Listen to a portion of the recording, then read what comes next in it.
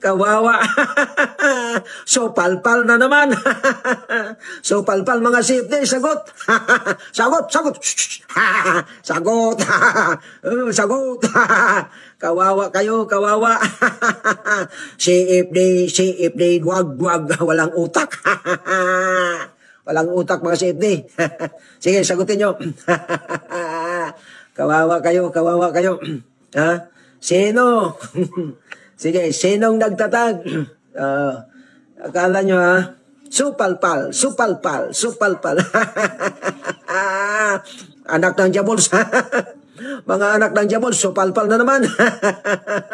Una, hindi normal sa isang pastor ang magpakita ng hindi karaniwang pag-uugali sa social media. Kung talagang isang pastor ito, hindi magandang halimbawa ang panlalait sa publiko, lalo na't ikaw ay modelo ng iyong kongregasyon o ng isang grupo dahil nga sa ikaw ay isang pastor. Kung talagang nagbabasa po ito ng Biblia, malamang nabasa niyo na rin siguro ang sinasabi ni San Pablo. Ayon po dito, alisin na ninyo ang lahat ng sama ng loob, puot at galit, huwag na kayong mambubulyaw, manlalait at mananakit ng damdamin ng kapwa. Anak ng Diabols. Mga anak ng Diabols, supalpal na naman. Pangalawa, hindi normal po sa isang tao na magpuri sa kanyang panalo kung wala naman itong napatunayan na totoo. Ano ba ang hindi kayang sagutin ng mga defensor ng simbahan sa mga tanong ni pastor? Gayong nagtatanong lamang ito na hindi naman naghihintay ng sagot. Kung ang kanyang katanungan ay tungkol sa patunay ng pagkakatatag ng ating Panginoong Jesucristo sa Iglesia Katolika, marami pong mga history books ang maaari nating gamitin diyan. Tandaan natin ito. Sa paghahanap ng katotohanan, ayon sa Biblia, ang patotoo ng dalawang tao ay totoo. Now, isa-isahin natin ang mga history books na ito. Una, Young Student's Encyclopedia Volume 17, page 261. For the first 1,000 years of Christianity, all Christians belong to the Catholic Church. Alam natin na isang iglesia lamang itinatag nating Panginoong Jesucristo na siyang nagpalaganap ng Kristyanismo. At yan po ang Catholic Church. Sunod, World Almanac and Book of Facts, 1999 edition, page 688. The Catholic Church was founded by Jesus Christ, who named Peter the first vicar, developed from the Jewish proselytizing and led to the conversion of Imperial Rome in 4th century. Malinaw po yan. Sunod po dito, ang libro na isinulat ni Reverend Edward K. Taylor. Ano pong sinasabi niya dito? The church founded by Christ is here for the first time called the Catholic Church, a name clearly used to denote the church throughout the world in union with the see or diocese of Rome. It was to stress the unity of the universal church that St. Ignatius invented the name. Ayan, malinaw po yan na sinasabi sa libro. Sunod po dito, The International Encyclopedia Volume 20, page 520. Sinasabi dito, Roman Catholic Church. There are two equally valid definitions of the Catholic Church comparable to the twofold nature of Jesus Christ, its founder, who was both human and divine. You see? Sunod na libro, Encyclopedia Britannica, Volume 15, page 985. The Catholic Church is an organization founded by Jesus Christ in Jerusalem in the year 33 AD. Hindi yan maitatanggi ng mga kapatid natin na anti-katoliko. Sunod, Merriam-Webster Encyclopedia of World Religions 1999 edition, page 932.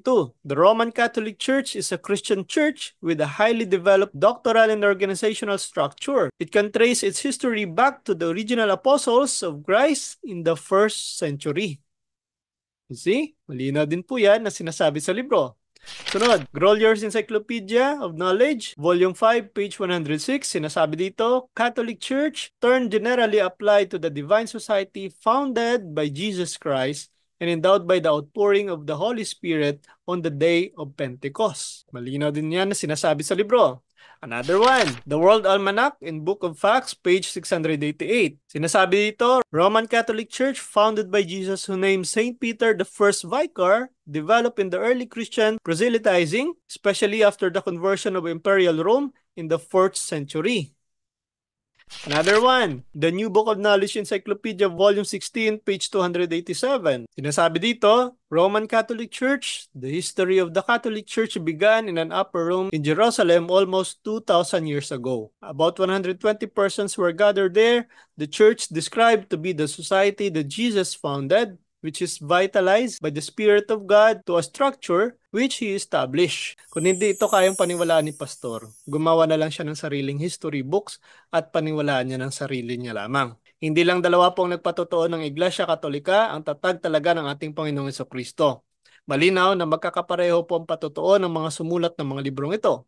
Take note, hindi porket may pangalan na Kristo ang isang iglesia, ay kay Kristo na ito. Dahil sa pasugo mismo ng Iglesia ni Kristo, ito po ang nasusulat. Pasugo, January to March 1995, sinasabi dito, "The Church of Christ has thoroughly become the Catholic Church." At meron pang isa, Pasugo, Abril 1966, pahina 46.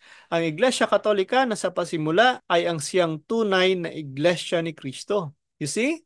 Na kahit kailanman ay hindi tatalikod dahil ang itinatag ni Kristo ay mananatili hanggang sa katapusan. Kaya malinaw po yan na sinasabi sa mga libro at kahit mismo ang ibang sekta ay siguradong alam na si Kristo talaga ang nagtatag ng Iglesia Katolika. Kaya sa kapatid po natin na si Pastor James at sana'y maging matino na rin siya sa kanyang mga aksyon sa social media, lalo-lalo na po sa kanyang mga argumento sa ating simbahan. So ayan po mga curious, sana po ay nakatulong ang video na ito. Kung nagustuhan nyo po ito, please like and share, ibahagi po natin sa mga kakilala natin upang mas marami pa maabot ito at makakamit ng katotohanan patungkol sa ating simbahan. This is Mr. Curious Catholic, kasama po ninyo sa pagtatanggol ng ating simbahan. So Deo et Ecclesia, sa Diyos po ang lahat ng kapurihan. Hello mga kapatid, follow and subscribe. Mr. Curious Catholic, marami tayong matutunan, mapupuno po yung ating isipan sa mga katotohanan. Dahil ang katotohanan naman bigay sa atin ng tunay na kalayaan. God bless. Hello po mga kapatid. Ito po si Kaburnoff ng Factbusters PH. Suportahan po natin si Brother Den sa kanyang Mr. Curious Catholic. Naku, napakadami pong mga matututunan sa kanyang programa. Kaya panoorin niyo po siya sa kanyang programa and God bless po sa inyong lahat mga kapatid. Hello mga kapatid, inanyayahan namin kayo, huwag niyo kalimutan mag-subscribe sa kay Bro Dens Oberio, Mr. Curious Catholic. Marami kayong matutunan sa pamamagitan ng pagsubaybay niyan sa pagsagot sa pananampalataya na inaatake ng ating mga kapatid sa iba. Yung pananampalataya, and they are not only attacking the teachings of the Catholic Church, but proselytizing the good numbers of the Catholic. At sa pamamagitan sa pagsunod ninyo nitong Mr. Curious Catholic Facebook page and YouTube channel, dami ninyong matutunan. Isabuhay natin ang ating matuto. Rodeo et Ecclesia.